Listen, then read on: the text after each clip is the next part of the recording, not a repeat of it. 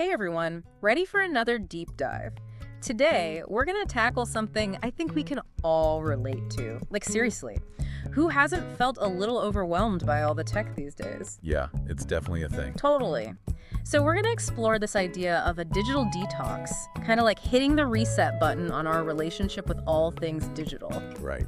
And we've got some serially interesting sources that suggest taking a break from all the screens can have some pretty awesome benefits. Yeah, I think people would be surprised. For real. Things like, sharper focus, less stress. Some sources even say it can help you sleep better. It's true. It can be pretty transformative. And what's really cool about the whole digital detox thing is it's not about, going full-on Luddite, Yeah. It's not about swearing off technology completely. Right. It's more about, taking a step back and making conscious choices about how we engage with all our devices, when we use them, how we use them, that kind of thing. Got it. So, picking and choosing your battles. So I guess there are tons of ways to approach a digital detox then. What are some things folks might cut back on? Oh, totally. It's super personalized. Yeah. Some people might want to focus on, cutting back on social media, Makes sense. while others might want to, limit their email time or, even how much news they consume. Yeah. I've even heard of people ditching TV entirely. Whoa. Culture. Pretty much. But the main point is, in one of the articles we read from the Cleveland Clinic, really emphasized this. It's about figuring out which specific tech habits are actually, negatively impacting your life, and then, zeroing in on changing those. So it's more about being, intentional, mindful, rather than just going totally cold turkey on all things digital. Exactly, being deliberate. Okay, so let me ask you, why even bother? What's the big deal about checking our phones all the time? Is it really that bad? I mean, we all do it, right? We do. But this article from the Aryan Foundation, they posed some, I thought, really interesting questions. Okay, like what? They asked, do you feel like you're always online? Or do you, wake up in the middle of the night just to check your phone? Ooh, guilty as charged on that one. Right, but it makes you think, right? Yeah. How much is technology actually running the show? And they even pointed out how it can mess with our sleep. Oh, for sure. I'm totally guilty of mindlessly scrolling before bed. I know it's probably not helping me sleep any better. Probably not. Yeah. And it's not just sleep, honestly. The Cleveland Clinic article, they went pretty deep into all the physical and mental downsides of too much screen time. Yeah, there's gotta be a downside. Oh yeah, big time. We're talking eye strain, headaches, even increased anxiety. And it can even make it harder to concentrate. Ouch. It's like our bodies and minds are paying the price for our 24/7 connection. It's true. Okay, so let's flip the script. What can we actually gain from doing a digital detox besides, maybe getting rid of some of that tech neck pain? Right. Well, the benefits are actually pretty impressive. Yeah. And there's a lot of research to back it up, especially for those of us who love learning, the learners out there. Love it. Hit me with it. Okay, so the Cleveland Clinic article, it highlights research showing that less screen time can directly translate to a better attention span. Basically, when you give your brain a break from all that stimulation, all the buzzing and the beeping, all the noise, it can actually process information better, leading to, you guessed it, better focus. Okay, that actually makes a lot of sense.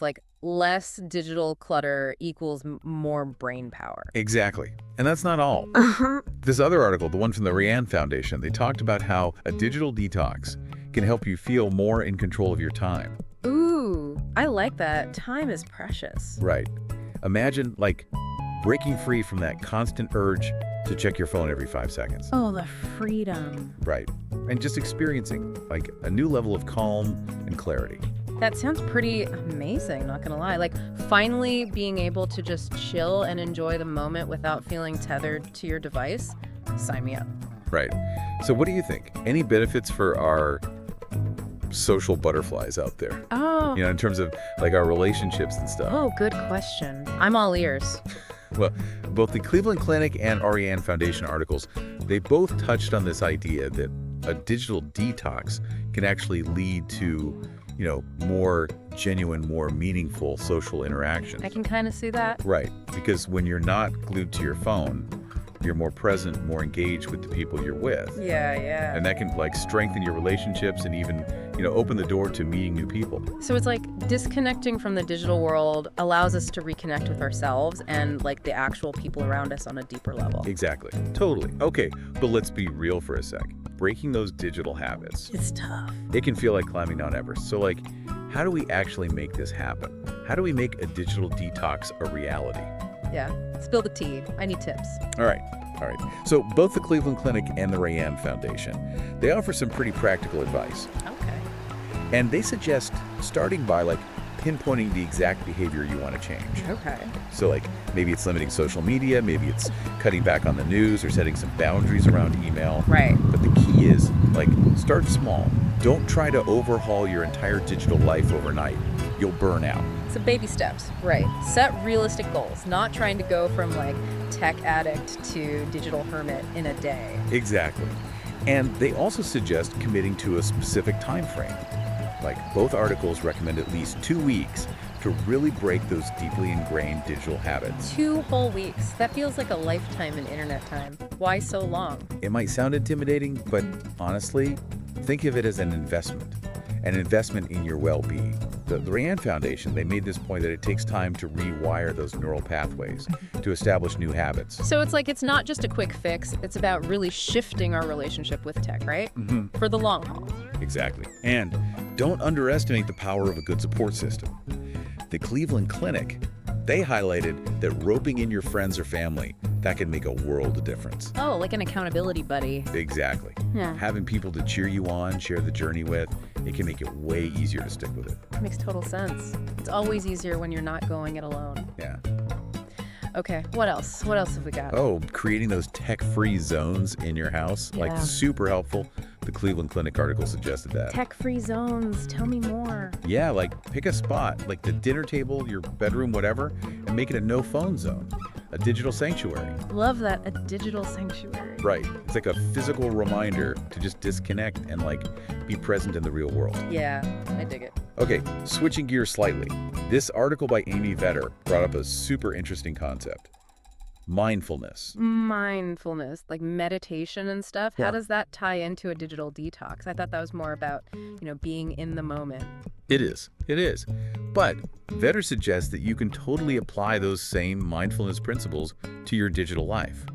Basically, mindfulness can help you notice when you're getting sucked into that digital vortex and make conscious choices about like how much you actually want to engage. So instead of mindlessly scrolling through Instagram or like constantly refreshing my email, I can like take a breath and ask myself, is this really how I want to be spending my time right now? Exactly, you hit the nail on the head. Yeah. Vetter actually gives some super simple but really effective mindfulness exercises. All lay 'em on me.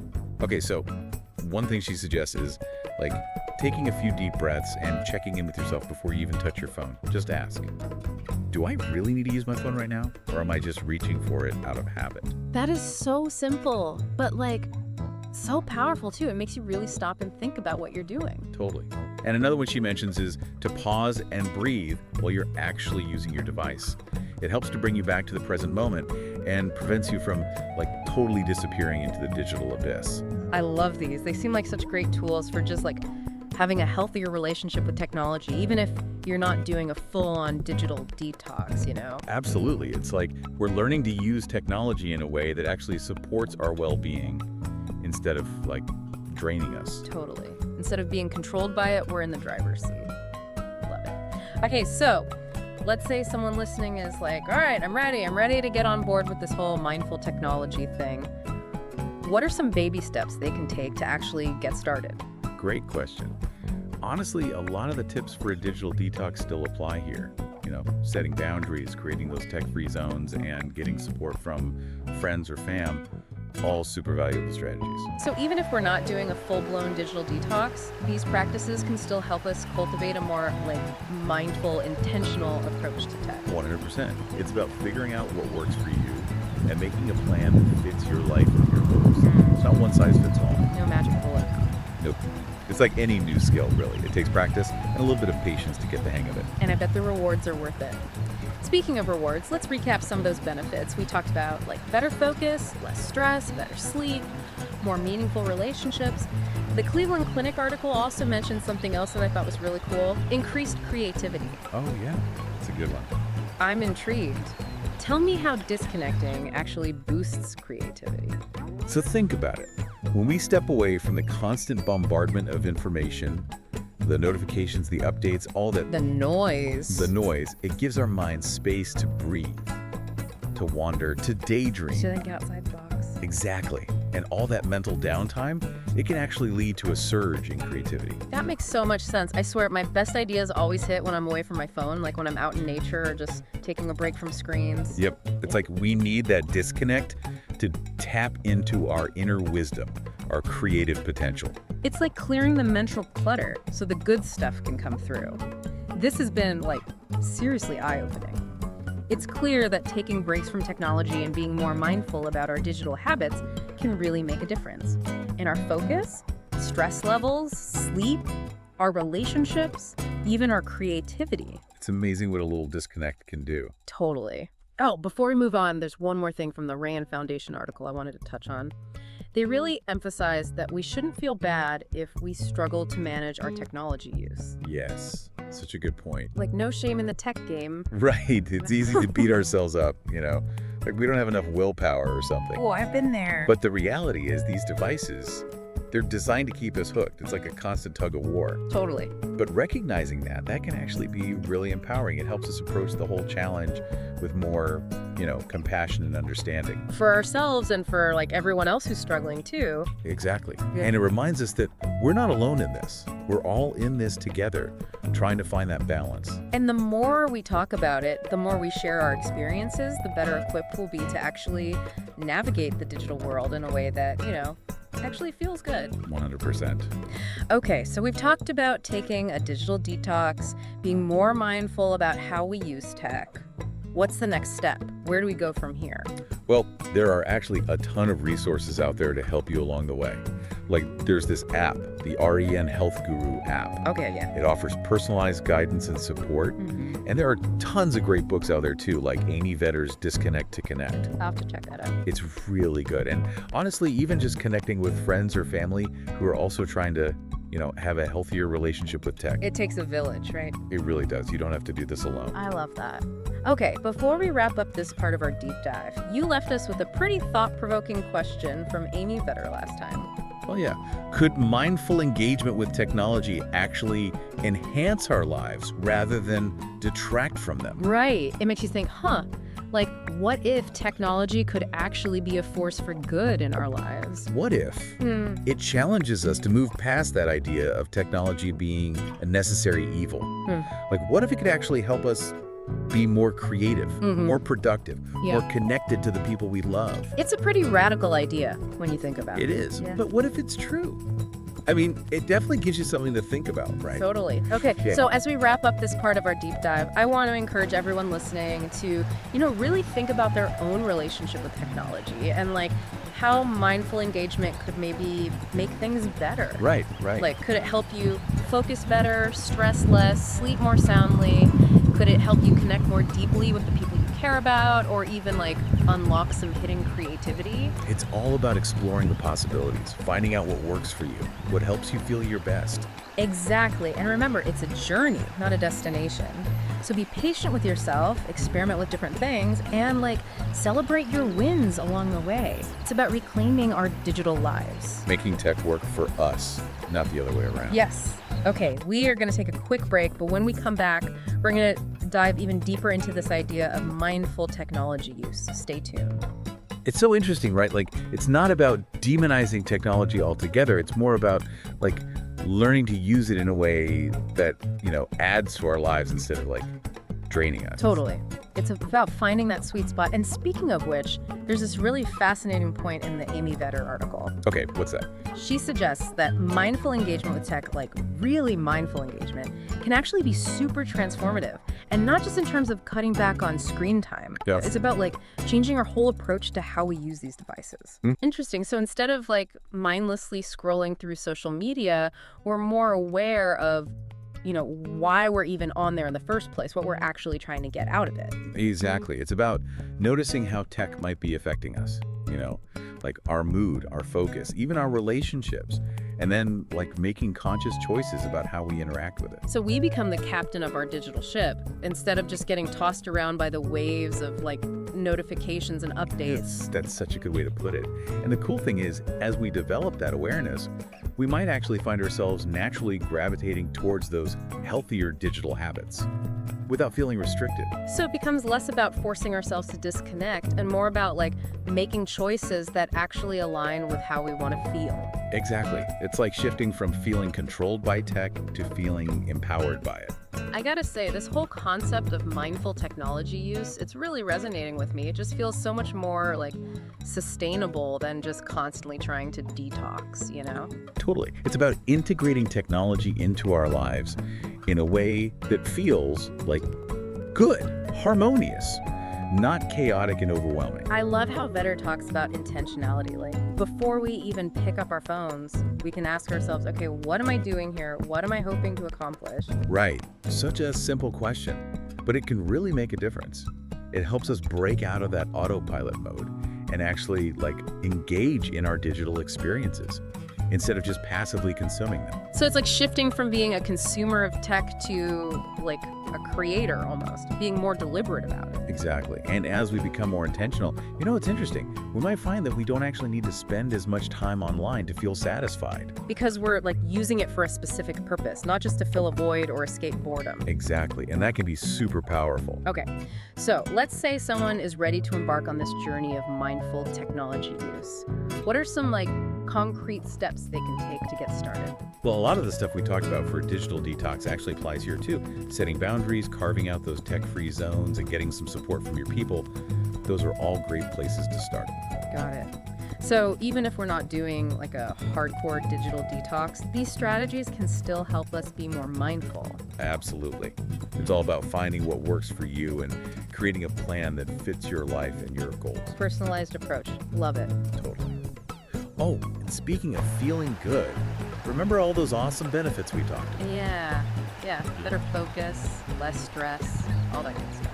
Well, the Cleveland Clinic article, it mentioned another one that I thought was really interesting. Yeah, I'm listening. Increased creativity. Whoa. Really? Tell me more. So when we step away from the constant stimulation of technology, it gives our mind space to like wander, daydream, make new connections. And all that can actually lead to more creative thinking. Oh, wow. That makes so much sense. I've definitely noticed that my most creative moments tend to happen when I'm away from screens. Like when I'm outside or just taking a break from the digital world. Right. It's like we need that mental space to reconnect with our own inner creativity. Like clearing the mental clutter to make room for new ideas. Exactly. Okay, this has been like seriously mind-blowing. I think we've made a pretty strong case for digital detox and mindful tech use. But before we go any further, there's something from the Rian Foundation article that really stuck with me. They mentioned that we shouldn't feel ashamed or guilty if we struggle to control our tech use. Oh, yeah. That's such a crucial point. It's so easy to like beat ourselves up about it. Like, why can't I just put the phone down? Totally. But the reality is, like we've been talking about, these devices are designed to keep us hooked. They want our attention. So it's not just a matter of willpower. Right. And acknowledging that actually can be really empowering. It allows us to approach the whole thing with a lot more compassion. For ourselves and for everyone else who's in the same boat, right? Exactly. We're all figuring this out together. And the more we talk about it, the better equipped we'll be to navigate the digital world in a way that actually like serves us. 100%. And remember, there are tons of resources out there to help, whether it's that app we mentioned, the Arian Health Guru app, books, or even just connecting with people who get it. You don't have to go it alone. Love that. We're in this together. Okay, any final thoughts before we wrap up this part of our deep dive? Final thoughts. Well, going back to Amy Vetter, I think her big question really sums it up. Could mindful engagement with technology actually enhance our lives rather than detract from them? Whoa. It really makes you rethink our whole relationship with tech, doesn't it? Like, What if it could actually be a good thing, a positive force in our lives? Exactly. What if? It's a pretty amazing possibility. Yeah. And it definitely challenges us to think outside the box. For sure. So I guess as we wrap up this part of our deep dive, I just want to encourage everyone listening to really reflect on their own relationship with technology and how, being more mindful about it could maybe make things a little bit better. Right. Could it help you focus more, stress less, connect more deeply with the people you love, even unlock some hidden creativity? Right. It's all about exploring those possibilities. And remembering that it's a journey, not a destination. So be kind to yourself, experiment, and celebrate those small victories along the way. Yes, love that. Okay, we are going to take another quick break, but we'll be back soon to continue our exploration of mindful technology use. So stick around. It's really about taking back control, isn't it? Instead of letting our devices run the show, we get to decide how and when we want to connect with the digital world. You got it. And the Iron Foundation, they really made a point of saying, it's not about beating ourselves up if we struggle with tech. Right. It's about recognizing that, these devices, they're powerful. They have a strong pull. And we need to, equip ourselves with the right tools to manage that. They're like a constant tug of war. Sometimes the phone wins. Totally. But we can learn to pull back, reclaim our attention. We can win the tug of war. Okay, so we talked about focus, creativity, all those benefits. What else is there? What else can we, unlock through this mindful tech thing? Well, think about it this way. When we're constantly bombarded with information, notifications, all that stuff. The noise? Yes, the noise. It's like our brains are stuck in overdrive, jumping from one thing to the next without really absorbing anything. We're just skimming the surface. Exactly. But when we create space, through digital detox, mindful tech use, it allows our minds to slow down. And we can engage with the world so much more deeply. We can savor the moment. Yes. Wow. Notice the little things. Appreciate the beauty. Stuff that gets lost in the digital blur. Exactly. Yeah. And that deeper engagement can spill over into everything we do. Our work, our relationships, even our connection with nature. So we're reclaiming our attention, but also our whole experience of life. Right. And that's why this conversation is so important. We're not just talking about tweaking a few habits. We're talking about a fundamental shift in how we relate to technology. It's a big deal. So to wrap things up, I think we've learned that combining a digital detox with mindful tech use can have a pretty major impact on our well-being. It's about making tech work for us, not the other way around. 100%. It's about taking back control of our digital lives. And who knows, maybe, like you said before, maybe mindful engagement with tech is the key to unlocking a whole world of possibilities that we haven't even imagined yet. The possibilities are endless. Well, that's a pretty inspiring note to end on. Thank you so much for joining me for this deep dive into the world of digital detox and mindful technology use. It's been a pleasure. And to all our listeners, we hope this deep dive has inspired you to take a closer look at your own relationship with technology and to consider how mindful engagement might enhance your life. Remember, it's all about finding what works for you, what helps you feel your best. Creating a digital world that supports your well-being. So take a deep breath, put down your phone, and step into the present moment. The world is waiting. Until next time, keep diving deep and keep learning. See you next time.